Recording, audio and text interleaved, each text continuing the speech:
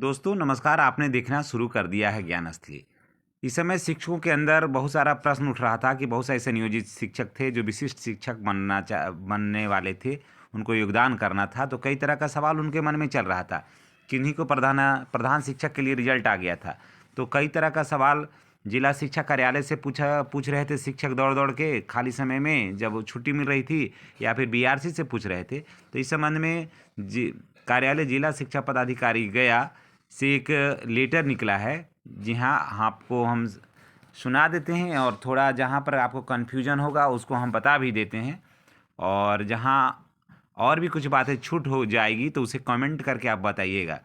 जी हाँ, प्रेषक जिला कार्यक्रम पदाधिकारी स्थापना गया, सेवा में विद्यालय अवर निरीक्षक, नगर निगम उत्तरी एवं दक्षिणी गया, और सभी प्रखंड शिक्षा पदाधिकारी जिला गया।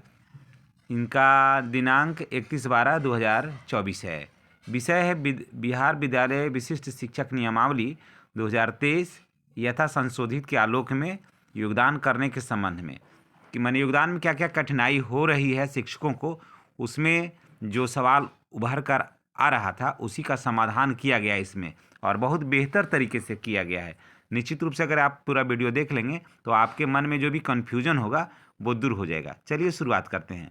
उसमें आगे है महाशय, उपयुक्त विषयक अंकित करना है कि निदेशक प्राथमिक शिक्षा शिक्षा विभाग बिहार पटना के पत्रांक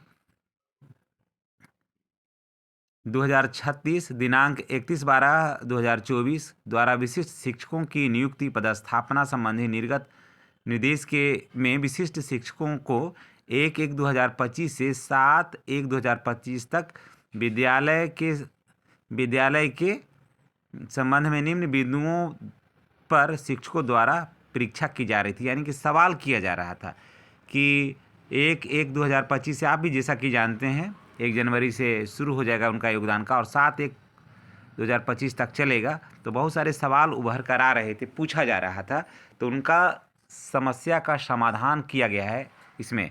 दिनांक 31/12/2024 को परीक्षा के बिंदुओं पर विभागीय वीसी में निम्नांकित निर्देश प्राप्त हुए हैं, यानी कि जो सवाल किया जा रहा था उसका समाधान के लिए वीसी के माध्यम से जो नीचे जो हम आपको पढ़ कर सुनाएंगे उसके संबंध में निर्देश क्या प्राप्त हुआ है। कई बिंदुओं पर हुआ है। क्रम संख्या 1 में अगर चलते हैं तो कारण है परीक्षा का जो बिंदु है, जो नियोजित शिक्षक वर्तमान में नियोजन इकाई द्वारा निलंबित हैं, जो नियोजित शिक्षक वर्तमान में नियोजित इकाई के द्वारा किसी कारण से निलंबित हैं और विशिष्ट शिक्षक के पद पर चयनित हैं, उनका योगदान निर्धारित अवधि में किस प्रकार होगा। उसका जवाब है कि निलंबन समाप्ति के पश्चात विशिष्ट शिक्षक पद पर योगदान करेंगे। फिलहाल जब निलंबित हैं तो उनको चिंता करने की ज़रूरत नहीं है। जब निलंबन की अवधि समाप्त होगी 2 महीना 4 महीना में, तो वो विशिष्ट शिक्षक के पद पर योगदान कर लेंगे, उनको किसी तरह का कोई झंझट नहीं है। ठीक है।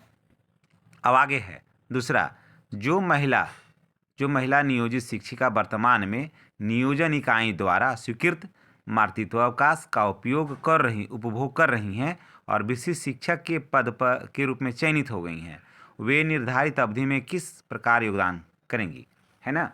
जो शिक्षक जो बहन है और मातृत्वावकाश में है, परीक्षा दिया मातृत्वावकाश में चली गई और अभी वही है मातृत्वावकाश में ही है, तो उनका योगदान कैसे होगा, वो भी टेंशन में होंगी। तो उसके लिए सवाल है कि मातृत्व अवकाश का उपभोग कर रही महिला शिक्षिकाएं ईमेल के माध्यम से जिला शिक्षा पदाधिकारी कार्यालय गया को अपना योगदान पत्र जिला शिक्षा पदाधिकारी गया का जो ईमेल है आईडी है, आप देख रहे होंगे deo.edn.bih@gov.in के माध्यम से योगदान सुनिश्चित करेंगे आप, यानी कि आप वहीं से मेल कर दीजिए। आप घर में बैठ कर के आपको महिला शिक्षिकाएं जो हमारी हैं उनको और बाहर निकलने की ज़रूरत नहीं है। आप जहाँ हैं हॉस्पिटल में अगर हैं तो हॉस्पिटल में, या फिर आप घर में हैं, आप बच्चों की देखभाल कर रही हैं, तो आप घर से ही मेल कर दीजिए। जिसके देखिए हम दिखा भी दे रहे हैं, इस पर आप मेल कर दीजिए और यहीं से आपका योगदान जो है वो आपका हो जाएगा, आपको कोई टेंशन लेने की ज़रूरत नहीं है। ठीक है, अब आगे बढ़ते हैं। जो नियोजित शिक्षक वर्ग 1 से 5 के हैं और सक्षमता परीक्षा वर्ग 6 से 8 में उत्तीर्ण हुए हैं, वे विशिष्ट शिक्षक के रूप में वर्ग 1 से 5 के पद पर योगदान कर सकते हैं अथवा नहीं। जहाँ पहले 5 में थे, अब 1 से 6 से 8 में उत्तीर्ण हुए हैं, वो कहाँ योगदान करेंगे, या फिर कर सकते हैं या नहीं कर सकते हैं। तो क्या करना है, ऐसे शिक्षकों को वर्तमान में ऐसे शिक्षक विशिष्ट शिक्षक के रूप में विद्यालय में योगदान नहीं करेंगे। युक्त संबंध में विभाग द्वारा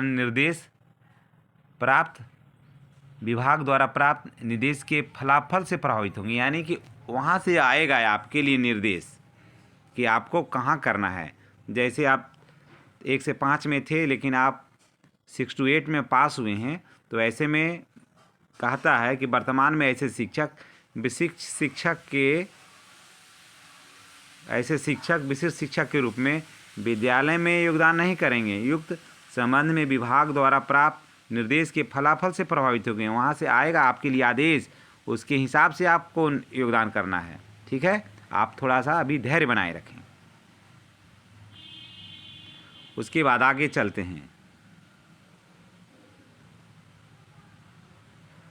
जो नियोजित शिक्षक 4 में जो नियोजित शिक्षक वर्ग 1 से 5 में उर्दू विषय में के शिक्षक हैं और सक्षमता परीक्षा सामान्य विषय में उत्तीर्ण हुए हैं, वे विशिष्ट शिक्षक के रूप में उर्दू विषय के पद पर अथवा सामान्य विषय के पद पर अथवा दोनों विषय में से किसी एक पद पर योगदान करेंगे, या फिर क्या करना है उनको, किस पर करें। तो उनके लिए निर्देश आया है कि वर्तमान में ऐसे शिक्षक विशिष्ट शिक्षक के रूप में विद्यालय में योगदान नहीं करेंगे। युक्त संबंध में विभाग द्वारा प्राप्त निर्देश के फलाफल से प्रभावित होंगे, उनके लिए भी आज जो ऑर्डर आएगा उनका पालन करना है। कारण कि जहाँ सीट होगा वहाँ कुछ ऐसे विद्यालय हैं जहाँ रिक्ति है लेकिन शिक्षक नहीं है, वहाँ हो सकता है आपको भेजा भी जा सकता है। आगे है नियोजित शिक्षक जो सक्षमता परीक्षा प्रथम देने के समय में जिस भवनहीन भूमिहीन विद्यालय में पदस्थापित थे, वर्तमान में वो क्या हुआ कि विद्यालय दूसरे में मर्ज हो गया, तो ऐसे शिक्षक जो हैं वो विशिष्ट शिक्षक रूप में कहाँ योगदान करेंगे, किस विद्यालय में योगदान करेंगे या नहीं करेंगे, या क्या करना है उनको। तो ऐसे लिए में साफ कहा गया है कि वर्तमान में जिस विद्यालय में कार्यरत हैं उसी विद्यालय में योगदान करेंगे। जी हाँ, भले भी मर्ज हो गया है तो जिस विद्यालय में है वहीं योगदान करेंगे वो। 6 में विशिष्ट शिक्षक को प्रधानाध्यापक या प्रधान शिक्षक के समक्ष योगदान करना है।